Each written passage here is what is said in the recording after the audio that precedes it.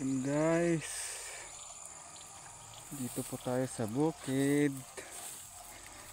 para tanggalin ang mga ito. Ayan, kasi yan ang mga bahayan ng mga daga. Saka pag may bunga ng mga tong palay, dito dumadako yung mga hayop.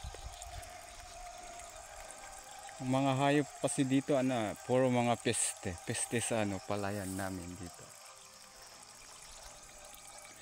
Ito po, tanggalin po natin to. Diyan, round, yan, lahat yan. Hanggang doon. Hanggang diyan, dan. Dito.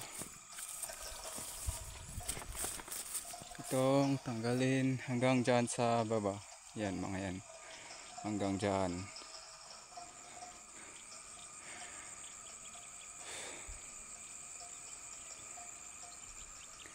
Yan po ang view.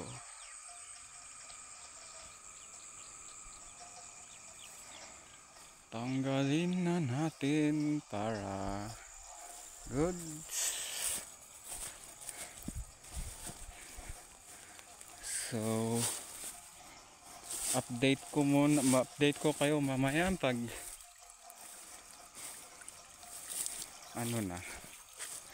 update ko na lang kayo ulit mamaya.